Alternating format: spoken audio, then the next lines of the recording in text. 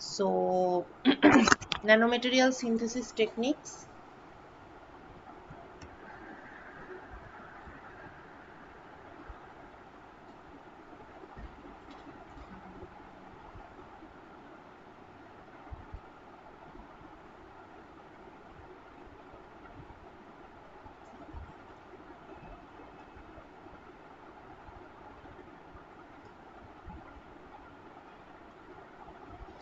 তো এটার আন্ডারে তো দুটো ক্যাটাগরি আছে, এটা তো ভালো করেই বুঝে গেছিস আশা করি। টপ ডাউন এবং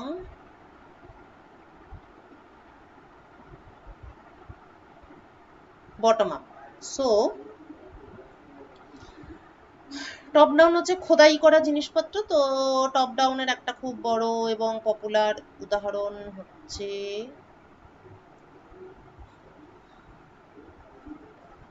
ফটোলিথোগ্রাফি। তাহলে শুরু করছে ফটোলিথোগ্রাফি দিয়ে। এবং এই সমস্ত আর কি ন্যানোমেটেরিয়ালস, এই সিনথেসিস বা এই সমস্ত জিনিসের ক্ষেত্রে বারবারই একটা টার্ম পাওয়া যাবে, সেটা হলো MEMS।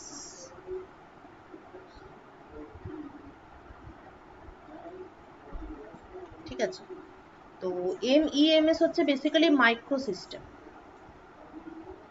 ঠিক আছে, এত কষ্ট করে কায়দা করে ফটোলিথোগ্রাফি হোক, PLD হোক, PVD, CVD যেটাই হোক, তো সেগুলো নিয়ে সেই সমস্ত টেকনিক ইউজ করে আমরা আলটিমেটলি যেই ধরনের ডিভাইস বানাতে চাই, যে গ্রুপ অফ ডিভাইস, সেগুলোর শর্ট ফর্ম হচ্ছে MEMS।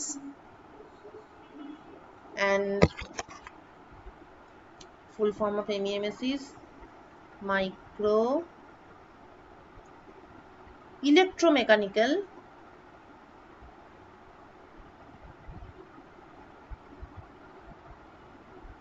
systems। ঠিক আছে, the EM stands for electromechanical, অর্থাৎ এটা দিয়ে মেকানিক্যাল অ্যাক্টিভিটি হবে, ইলেকট্রিক্যাল অ্যাক্টিভিটি হবে এবং দুটোর মধ্যে কাপলিং থাকবে। So it is a process technology. It is used to create tiny integrated devices or systems that combine mechanical and electrical components. ওকে, তো এবার MEMS মানে ন্যানো টেকনোলজিতে অ্যাকচুয়ালি আমরা বিভিন্ন রকম প্রসেস শিখি, যেটা দিয়ে ন্যানো মেটেরিয়াল সিনথেসিস মানে শুধু শুধু তো যে কোনো একটা আনতাবড়ি মেটেরিয়াল বানিয়ে তো আমার লাভ নেই, আমি এমন কোনো মেটেরিয়ালই বানাবো যেটার অ্যাপ্লিকেশন আছে। তো এই সমস্ত যে অ্যাপ্লিকেশনের মেন এরিয়াটা হচ্ছে ইলেকট্রিক্যাল কাম মেকানিক্যাল ডিভাইসেস। তো এই পুরো গ্রুপটাকেই সংক্ষেপে বলা হয় MEMS। এবার MEMS, যে কোনো MEMS সিস্টেমে যেটা থাকে সেটা হচ্ছে যে মাল্টি লেয়ার সিস্টেম হয় এগুলো,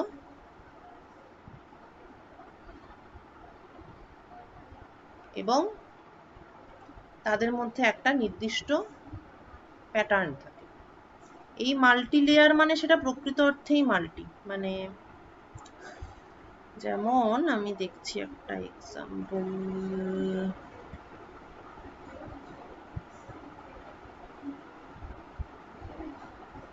একটা ছবি দেখালেই বেশি ভালো হবে, দেখছি তারা।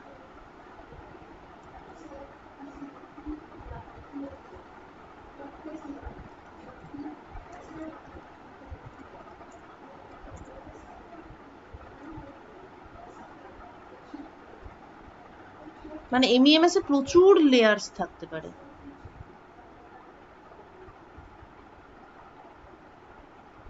এবং যা খুশি তাই প্যাটার্ন হতে পারে।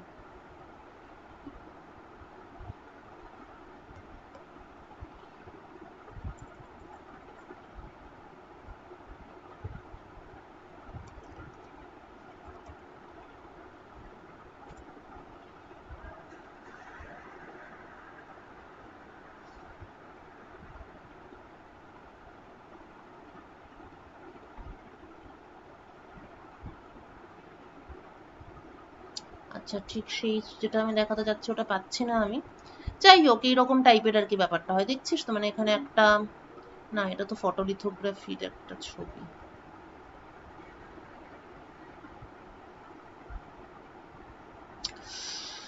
আচ্ছা ওকে, ঠিক আছে, পাচ্ছি না আপাতত আমি। তো মাল্টি লেয়ার এবং সেটা নানান রকম প্যাটার্ন থাকে, মানে সাপোজ এরকম একটা হয়তো ব্ল্যাক সাবস্ট্রেট থাকবে, তার মধ্যে হয়তো এরকম একটা এরকম এরকম, ঠিক আছে, এটা হয়তো একটা এই ধরনের মেটেরিয়াল হলো।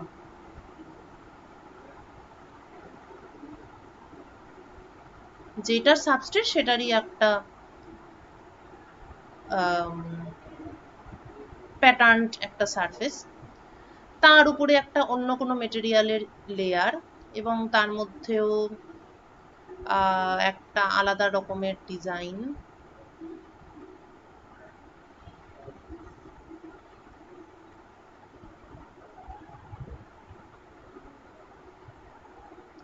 তার উপরে আরেকটা ডিফারেন্ট টাইপ,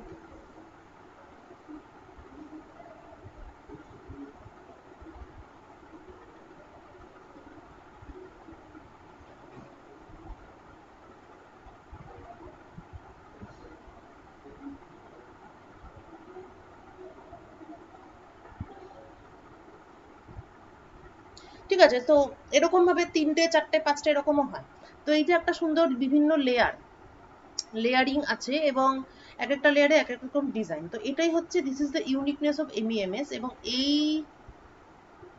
ধরনের ডিজাইন, ইউনিকনেস অফ এমইএমএস, তো এই ধরনের ডিজাইন করা, প্যাটার্ন মেটেরিয়াল তৈরি করার সব থেকে ইজি প্রসেস অ্যাকচুয়ালি। কারণ আগের দিন আমি এমবির যে মেথডটা বলছিলাম, এমবির আবার অন্য ইউনিকনেস আছে বা অন্য ইউজফুলনেস আছে, কিন্তু এমইএমএস এর যেই ধরনের মানে বৈশিষ্ট্য, তাতে করে ওই রকম মেটেরিয়াল ক্রিয়েট করতে গেলে ফটোলিথোগ্রাফি হচ্ছে সব থেকে সুবিধাজনক method.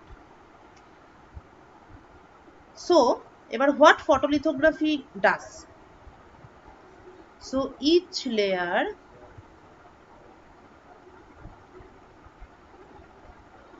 of MEMS has a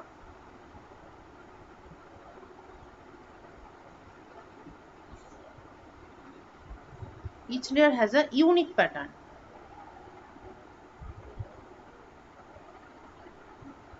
ভালো কথা। এবার photolithography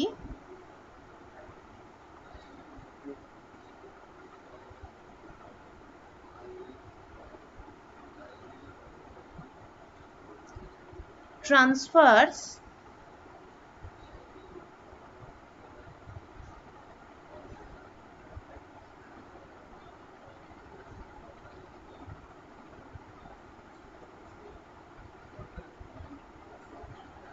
this pattern from a mask to a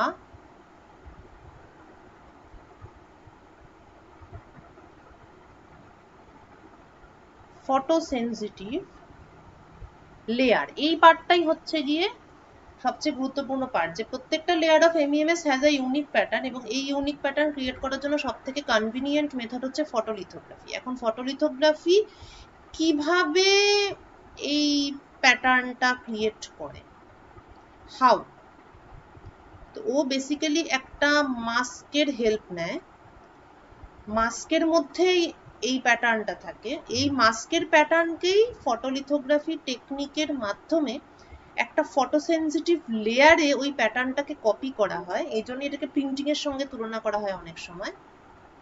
এইবার যে ফটোসেনসিটিভ লেয়ারে এই প্যাটার্নটা পুরো কপি হয়ে গেল, after that there is another step that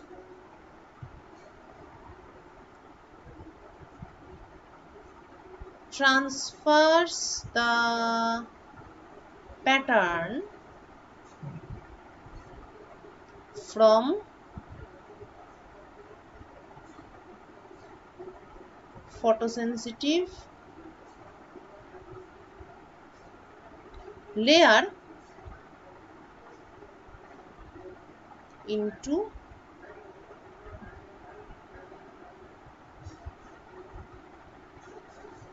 underlying layer। তাহলে কি হলো, প্রথম হচ্ছে প্যাটার্নটা কোথায় ছিল, মাস্কে ছিল, মাস্কের মধ্যে প্যাটার্ন ছিল, সেখান থেকে প্যাটার্নটা কপি হবে কোথায়, what happened, হ্যাঁ সেখান থেকে প্যাটার্নটা কপি হবে একটা ফটোসেনসিটিভ লেয়ারে, যেটাকে বলা হয় দ্য সো কল্ড ফটোরেজিস্ট।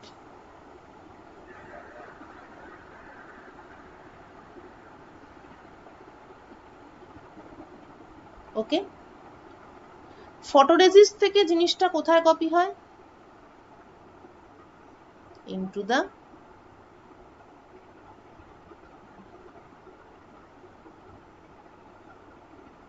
বলছি আসুক টেক্সট বক্সটা,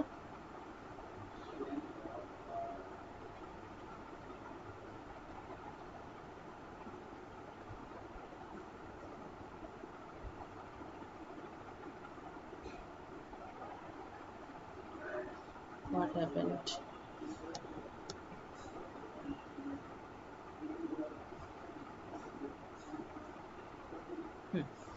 সেখান থেকে প্যাটার্নটা কপি হয় নিচের লেয়ারে,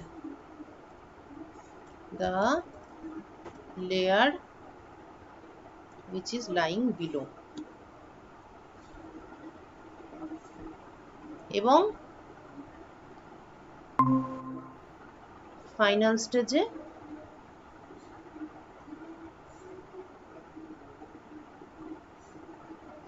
the photoresist is removed।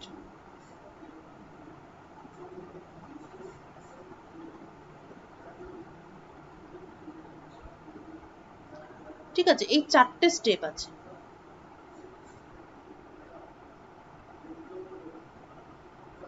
স্ক্রিনটা শেয়ার আছে তো,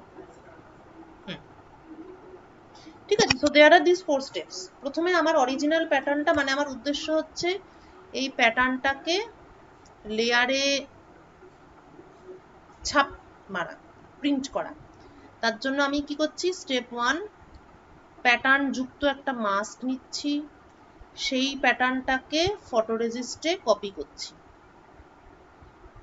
তারপর ফটোরেজিস্ট থেকে নিচের লেয়ারে সেই প্যাটার্নটা কপি হচ্ছে। এবার ফটোরেজিস্টটা আনইম্পর্টেন্ট, তাই ফটোরেজিস্টটা এরপরে রিমুভ হচ্ছে। ঠিক আছে, তো দিজ আর দ্য স্টেপস। সুতরাং activity wise there are 3 steps inside the process.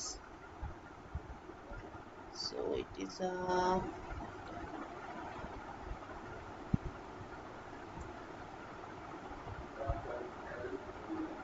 it is a 3-step process. প্রথমে কোট করতে হবে ফটোরেজিস্ট দিয়ে, তারপর এক্সপোজ, আচ্ছা কোট করতে হবে বাই দা photoresist, photoresist মানে হচ্ছে any material that is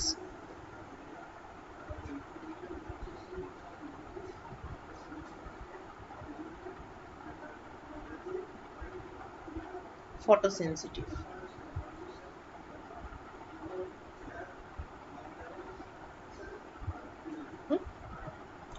তারপর আমাকে এক্সপোজ করতে হবে through the patterned mask।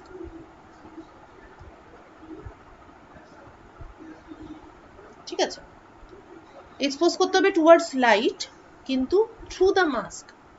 R final স্টেজে আমাকে করতে হবে develop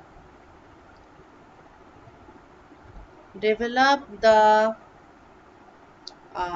basically exposed and patterned substrate, মানে সাবস্ট্রেটটা অলরেডি প্যাটার্ন হয়ে গেছে, কিন্তু সেটাকে পুরোপুরি ফিনিশিং টাচ দেওয়ার জন্য এবং ফাইনাল প্রোডাক্টটা পাওয়ার জন্য আমাকে I need to do this develop the third step of the process. So this is a 3-step process: coat, expose and develop.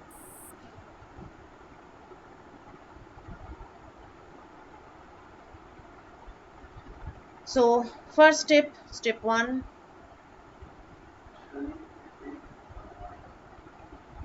it is the coat step. এই স্টেপে সারফেসের কন্ডিশনিং হয়।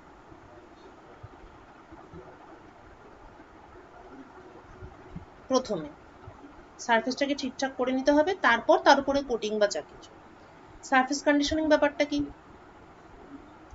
ইট prepares the wafer to accept the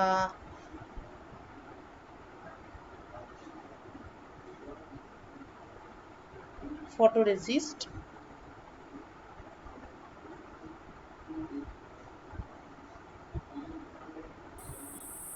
by providing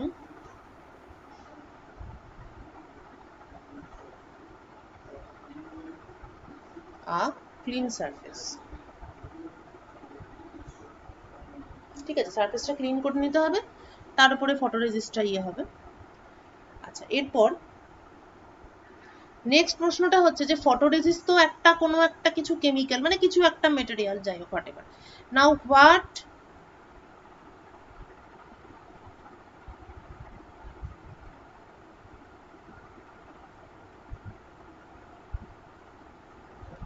what will ensure that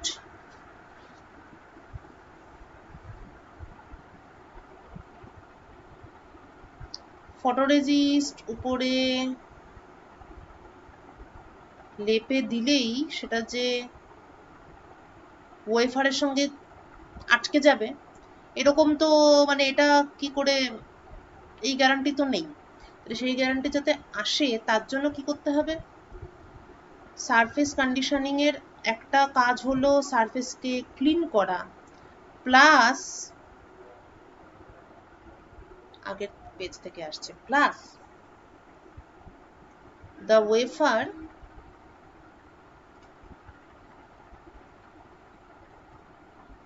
is coated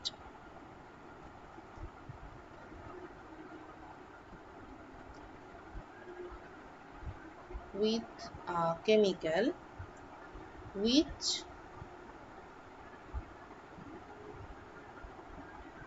will boost adhesion of the photoresist.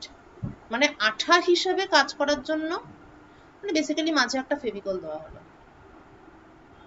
এমন কোনো chemical choose করতে হবে যেটা ফটোরেজিস্টের সঙ্গেও ভালোভাবে বন্ড ফর্ম করে এবং ওয়েফারের সঙ্গেও ভালোভাবে বন্ড ফর্ম করে। তো এই জিনিসটাই আগের দিন যেটা একটা বলছিলাম, যে একটা স্পেশাল মেটেরিয়াল মনে আছে, একটা শুরুর দিকেরই একটা স্টেপে ক্লিনিং এর পরে HMDS অ্যাপ্লাই করা হয়েছিল। HMDS is that type of adhesive. Okay,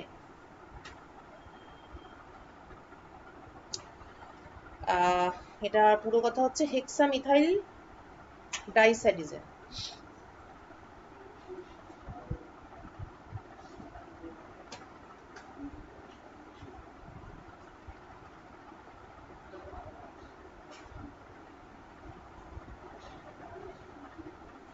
HMDS হচ্ছে সেই আঠা যেটা ফটোরেজিস্টকে ওয়েফারের সারফেসের সঙ্গে আটকাতে হেল্প করে। আর এই যে কোটিং এর যে পুরো ঘটনাটা, সেটা অ্যাকচুয়ালি দুভাবে, মানে কোটিং গুলো করা হয়, দুটো জিনিস হেল্প করে। প্রথমত হচ্ছে বেকিং, মানে গরম করা, আরেকটা হচ্ছে স্পিনিং, যাতে ইউনিফর্মলি সবকিছু হয়, মানে সেটা HMDS দেওয়াই হোক বা ফটোরেজিস্ট দেওয়াই হোক, মানে কোনো কিছুকে গরম করে সেটাকে ঘোরালে, ওই জন্য অনেক সময় এই জিনিসটার একটা আলাদা নাম আছে, সেটা হচ্ছে স্পিন কোটিং। তাহলে কি হয়, ইউনিফর্ম লেয়ার ক্রিয়েট হয়, পুরো জিনিসটা ঘুরে সমান সমান জায়গায়, পুরো জিনিসটা জুড়ে সমানভাবে সমান থিকনেসে পুরো জিনিসটা ডিপোজিটেড হয়। ঠিক আছে, ওয়েল, তো যাই হোক, তাহলে এবার হলো, এবার স্পিন কোটিং হলো এবং তার ফলে ফটোরেজিস্টটা ইয়ে হলো। সো আফটার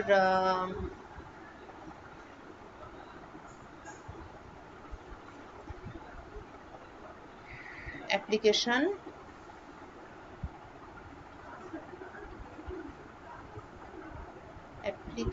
of, ঠিক আছে, অ্যাপ্লিকেশনই বটে, application of photoresist on the wafer via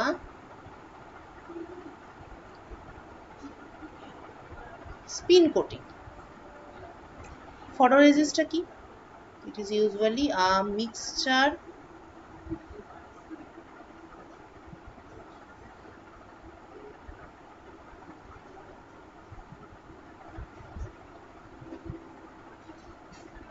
of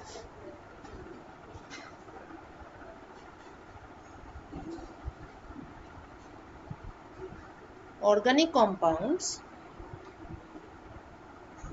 in a solvent solution. যাই হোক, তো এই ফটোরেজিস্টের দু ধরনের ফটোরেজিস্ট আছে, একটা হচ্ছে পজিটিভ ফটোরেজিস্ট আর একটা হচ্ছে নেগেটিভ ফটোরেজিস্ট। সেটা তুই তোর প্রয়োজন মতন সেই অনুযায়ী আবার ডিপেন্ড করবে যে কোন মাস্ক আমি চুজ করব। কেন? কারণ exposed regions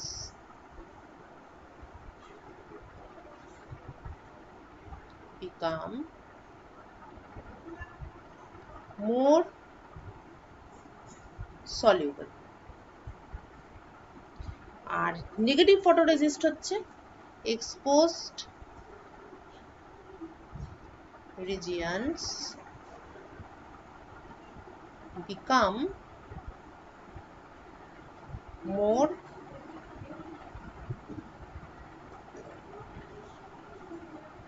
hardened, তার ফলে positive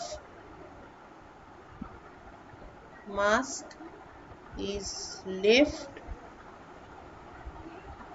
after developing, কেননা ডেভেলপ করা মানে হচ্ছে ধোয়া, ঠিক আছে, আর এখানে negative mask is left after developing। মানে কেন কিরকম হলো ব্যাপারটা, অ্যাকচুয়ালি ব্যাপারটা হচ্ছে এই যে ধরা যাক এখন মেটেরিয়ালের উপর আমি কিছু ডিপোজিট করছি না, আমি এমনি ধর বলছি সুবিধার জন্য যে ধরা যাক এটা হচ্ছে আমার ফটোরেজিস্ট, আর এইটা ধরা যাক আমার মাস্ক।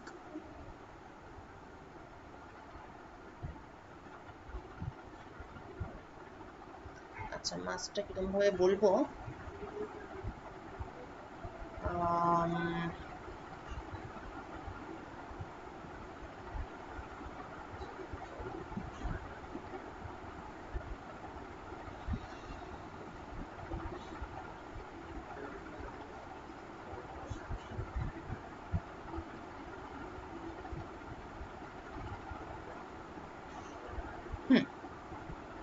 ঠিক আছে, এই মাস্ক আমি অ্যাপ্লাই করছি, তো একবার আমি পজিটিভ ফটোরেজিস্ট নিচ্ছি, আরেকবার আমি নেগেটিভ ফটোরেজিস্ট নিচ্ছি, মানে কোনো একটা ফটোরেজিস্ট পজিটিভ হবে না নেগেটিভ হবে সেটা অবভিয়াসলি সেই ফটোরেজিস্টের কম্পোজিশনের উপর ডিপেন্ড করবে, কি কি ধরনের অর্গানিক কম্পাউন্ড দিয়ে ফটোরেজিস্টটা তৈরি হয়েছে তার উপর ডিপেন্ড করবে। তো আমি যদি পজিটিভ ফটোরেজিস্ট নিই, আর আমি যদি নেগেটিভ ফটোরেজিস্ট, পজিটিভ ফটোরেজিস্টের ক্ষেত্রে কি বলছে, আচ্ছা তার আগেই বলি যে এইখানে ফটোরেজিস্টে আমি কিছু জায়গা কালার করে দিয়েছি, তার মানে হচ্ছে যে এই জায়গাগুলো কালার্ড সেখান দিয়ে কোনো লাইট পাস করবে না, আর যেই জায়গাগুলো সাদা সেই জায়গাগুলো হচ্ছে ট্রান্সপারেন্ট। এরকম একটা মাস্ক আমি বানিয়েছি। মাস্ক বানানো আমাদের হাতে কিন্তু টপ ডাউন অ্যাপ্রোচ, তো এটা দিস অ্যাপ্রোচ ইজ ফটোলিথোগ্রাফি হচ্ছে টপ ডাউন। তো টপ থেকে ডাউনে আসছি, তার টপ পোর্শনটা সবসময় আমাদের কন্ট্রোলে থাকে। টপ ডাউন মানে উপর থেকে নামছি এবং উপরের ব্যাপারটা আমার কন্ট্রোলে আছে, বটম আপ মানে নিচে থেকে উপরে উঠছে, তাই বটম পার্টটা আমার কন্ট্রোলে আছে, এই হচ্ছে ব্যাপার।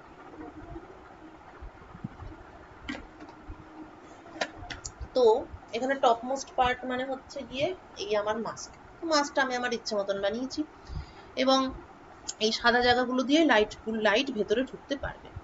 এবার আমি এক্সপোজ করলাম, তাহলে লাইট পাস করছে কেবলমাত্র, লাইট সব জায়গাতেই পড়ছে, কিন্তু লাইট পাস করবে কেবলমাত্র এখান দিয়ে, এখানটা এখানটা এবং এখানটা।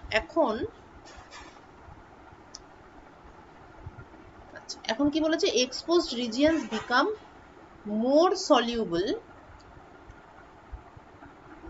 তার মানে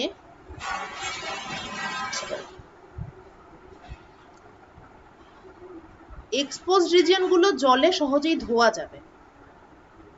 তাহলে আমি একটা কাজ করি, যেই জায়গাগুলো শক্ত হয়ে যাবে সেই জায়গাগুলোকে ব্ল্যাক দিয়ে দেখাই।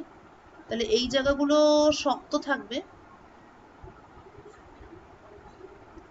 এই জায়গাটা শক্ত থাকবে, এই পোর্শনটা হার্ড থাকবে, আর এই পোর্শনটাও হার্ড থাকবে, আর যেটা সাদা রেখেছি সেই জায়গাগুলো বেশি সলিউবল হবে। ওকে, blackened parts are hard, white parts are soluble. ওকে, তাহলে যে জায়গাগুলো এক্সপোজড হলো সেই জায়গাগুলোই মোর সলিউবল হলো। এইবার আমি যদি ডেভেলপ করি অর্থাৎ জল দিয়ে ধুয়ে দিই, তাহলে আমার হাতে শুধুমাত্র মানে জাস্ট এরকমই একটা প্যাটার্ন পড়ে থাকবে, অর্থাৎ এরকম একটা ব্লক থাকবে, আবার কিছু নেই, আবার একটা ব্লক থাকবে, আবার কিছু নেই। তো এই ব্যাপারগুলো তো শূন্যে ভাসবে না। বেসিক্যালি জিনিসটা এরকম টাইপের কিছু একটা হয় যে তলাটা হয়তো একটা কোনো প্ল্যাটফর্ম থাকে, সেই প্ল্যাটফর্মের উপরে অ্যাকচুয়ালি এই ধরনের প্যাটার্নিং গুলো হয়। তো জল দিয়ে ধুয়ে দেওয়ার ফলে সাদা জায়গাগুলো যেগুলো এক্সপোজড ছিল সেগুলোই যেহেতু এখন মোর সলিউবল হয়েছে, so in your hand what you get is something like this. Clear? তাহলে আমি কি পেলাম, ডেভেলপ করার পরে পজিটিভ মাস্ক পেলাম, কেননা মাস্কটা যেমন দেখতে ছিল প্যাটার্নটা তেমনই দেখতে হলো, so this is positive mask. এবার যদি নেগেটিভ ফটোরেজিস্টের কথায় আসি, তাহলে এখানে কি বলছে, এক্সপোজড রিজিয়নস বিকাম মোর হার্ডেন্ড। তাহলে এখানে এক্সপোজড রিজিয়ন কোনটা, এই রিজিয়ন গুলোই এক্সপোজড রিজিয়ন। এটা আমি একবারে দেখাচ্ছি, অবভিয়াসলি আলো এটার উপর মানে ভিতর দিয়ে আসছে না, এটা একটা আলাদা সেটআপ। তাহলে এই রিজিয়ন গুলো হচ্ছে এক্সপোজড এবং তারাই বেশি শক্ত হয়ে যাচ্ছে। সো এখন these parts are hard.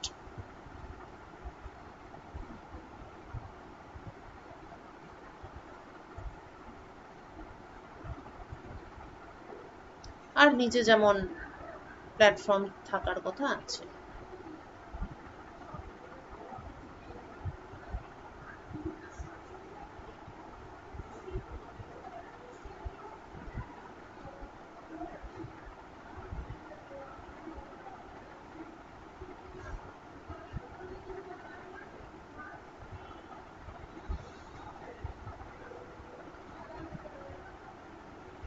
এই তাহলে এটা শক্ত হলো। এবার যখন আমি জল দিয়ে ধোবো অর্থাৎ ডেভেলপ করবো তখন কি হবে, তাহলে এই জায়গাগুলো থাকবে না, আচ্ছা, যেগুলো থাকবে না সেগুলোকে তবে ফাঁকা করে দিই, থাকবেই না যখন, তাহলে এরা থাকবে না, এরা এরা এখন ধুয়ে চলে যাবে, কারণ দে আর সলিউবল। আর আগের ছবিটার ক্ষেত্রে এরা ছিল না, এটা ছিল না, এটা ছিল না, এবং এটাও ছিল না। তাহলে এখন কি পাওয়া যাচ্ছে? এখন আমি কি পাচ্ছি? নেগেটিভ মাস্ক পাচ্ছি। মানে আমার অরিজিনাল মাস্ক যেমন, আমি তার কমপ্লিমেন্টারি পোর্শনটা পাচ্ছি। তাহলে নেগেটিভ ফটোরেজিস্ট থেকে আমি নেগেটিভ মাস্ক পাই, এবং পজিটিভ ফটোরেজিস্ট থেকে আমি পজিটিভ মাস্ক পাই। বেশ, এইবার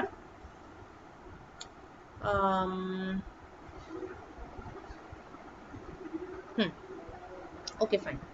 আচ্ছা, নাও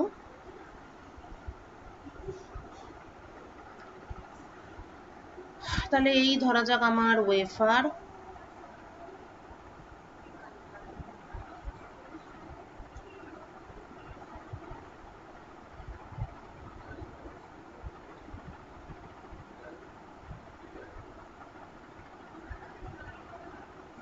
তার উপরে একটা লেয়ার,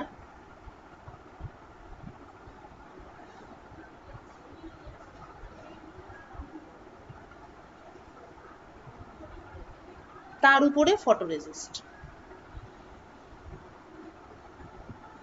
মানে এই যে লেয়ারটা, এই যেটা আমি ড্র করলাম, ঠিক আছে, এটাকেই আমি এচিং করে কিছু একটা করতে চাই। মানে এটাকেই আমি, এই লেয়ারটাকে এচিং করে আমি ধরা যাক আমি আমার প্যাটার্নটা বানাতে চাই।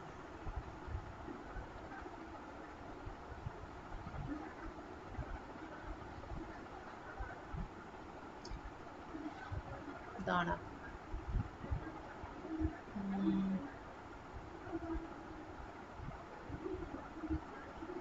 ও আচ্ছা,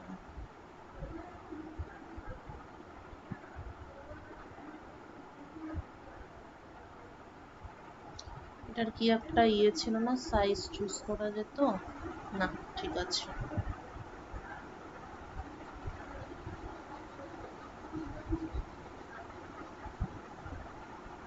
this layer is the layer, যাই হোক এটা which I want to etch or pattern.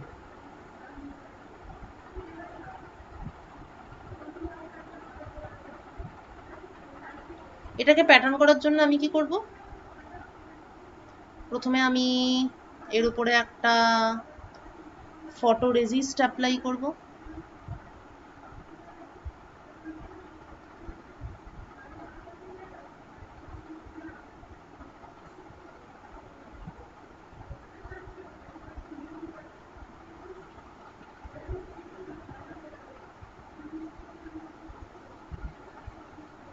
এবং যে ডিজাইন আমি ক্রিয়েট করতে চাই নিচের লেয়ারে, সেই ডিজাইনের একটা মাস্ক বানাবো। আগেই বলেছে যে মাস্কটা আমার কন্ট্রোলে আছে। তাহলে আমি এটা প্যাটার্ন করা মাস্ক বানালাম। সাপোজ ইট লুকস লাইক, ও আচ্ছা, এটা তো আবার একটু অন্যরকমই বলতে হবে।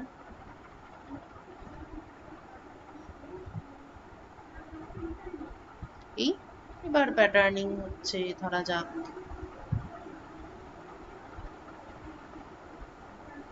this is opaque region, this is transparent, opaque, transparent, opaque, transparent,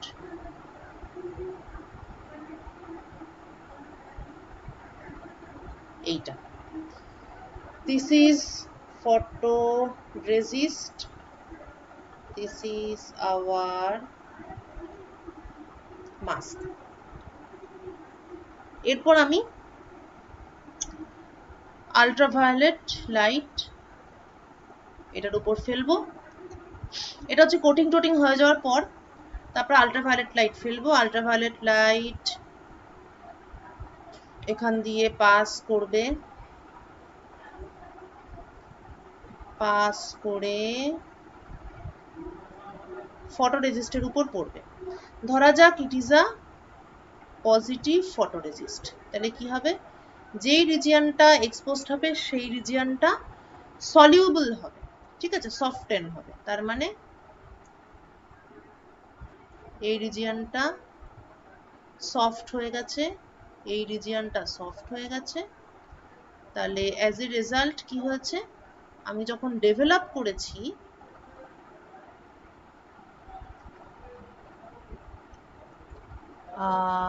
আমি যখন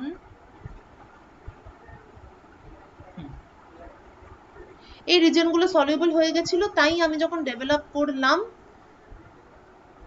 তখন এই রিজিয়নগুলো উঠে বেরিয়ে গেল আফটার ডেভেলপিং।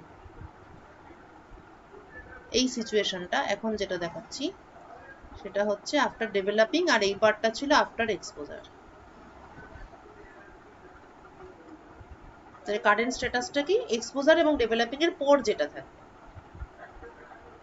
ঠিক আছে। তাহলে এখন আমি এখানে কি পেয়েছি, পজিটিভ ফটোরেজিস্ট পেয়েছি, মানে পজিটিভ ফটোরেজিস্টের ফলে এইখানটা পজিটিভ মাস্ক হয়েছে, অর্থাৎ মাস্কটা যেমন ছিল এটা তেমনই দেখতে পাচ্ছি। এইবার আমি তাহলে আমার মাস্কটাকে লেয়ারের উপরে প্রিন্ট করতে পেরেছি। এখন এই যে জায়গাগুলো যেগুলো ফাঁকা সেই জায়গাগুলো আনপ্রোটেক্টেড। তাহলে এবার আমি যদি এটাকে কোনো একটা কেমিক্যাল দিয়ে এচ করি, if I apply certain chemical, তখন সেই কেমিক্যাল গুলো কি করবে, এই জায়গাগুলোকে ধুয়ে দেবে, কেননা এই রিজিয়ন গুলো এখন আনপ্রোটেক্টেড কন্ডিশনে আছে। I hope this is clear now.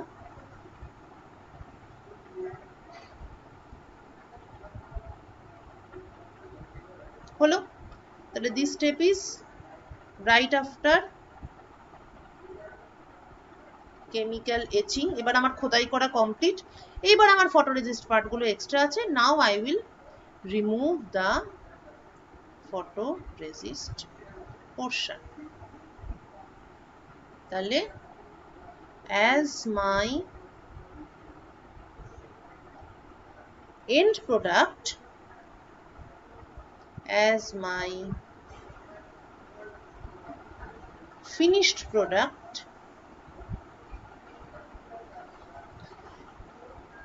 what I am getting is, যেমন আমার মাস্কের প্যাটার্ন ছিল তেমন আমার লেয়ারের প্যাটার্ন হয়েছে। তাহলে এইভাবে I can print any layer